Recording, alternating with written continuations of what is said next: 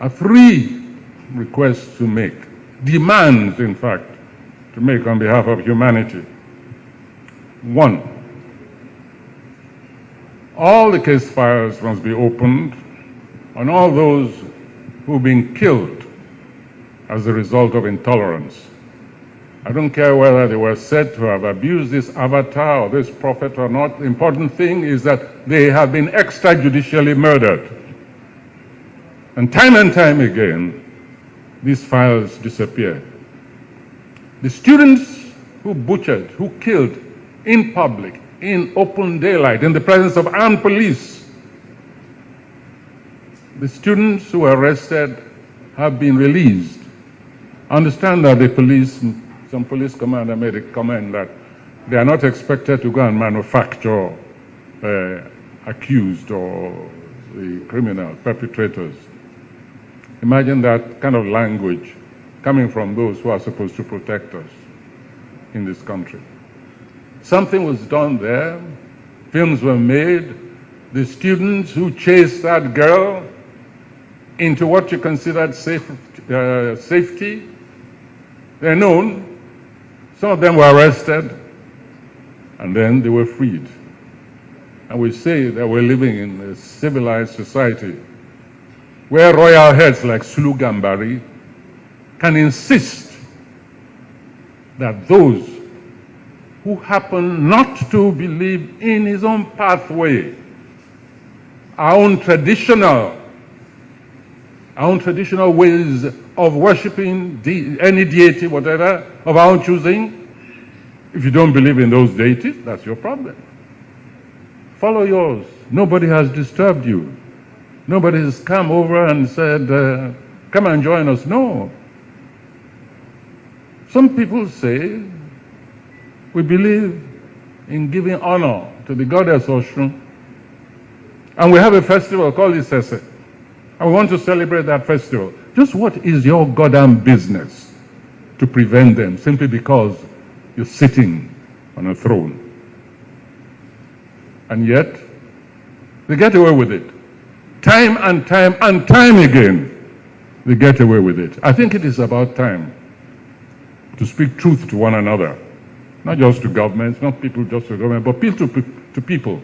It's about time that we move to proactivity rather than reacting. Reacting when insults have been heaped on our heritage, when our roots have been insulted, desecrated. In one of my comments, I mentioned the fact that I teach a few weeks at a time in one of the Islamic countries. Go there.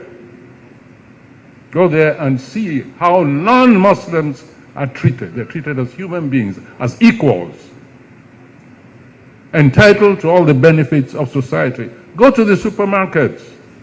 You'll find that behind the main shopping center, the same structure, there's a place there which is reserved for non-Muslims, where you can go and buy whatever you want, eat pork to your heart's content, stuff yourself, and go home.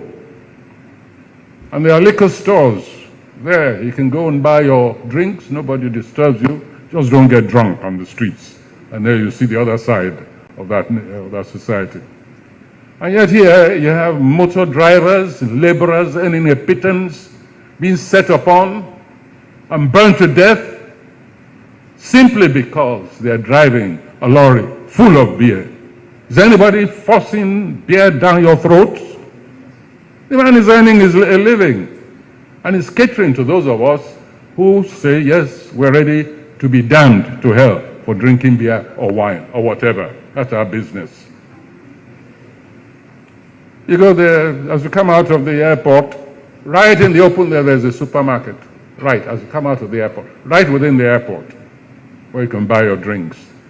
And then here, all these hypocrites and liars, try and pretend that lifestyles are not pertinent to groups, to individuals, and they should be let alone to enjoy their lifestyles, as long as they do not disturb the peace of others. So 3 requests. I've made one.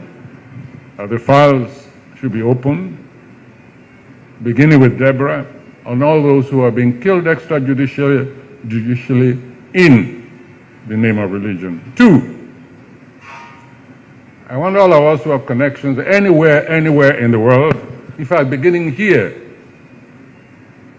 address the diplomats and so on. You know, they assist the world by denying visas to violent politicians, right? It happened during the last elections. They even named names. They say, we're not going to give visas to this person. We're not going to give all those who preach violence in politics, that we will not give them visa. We say extend it to religious bigots.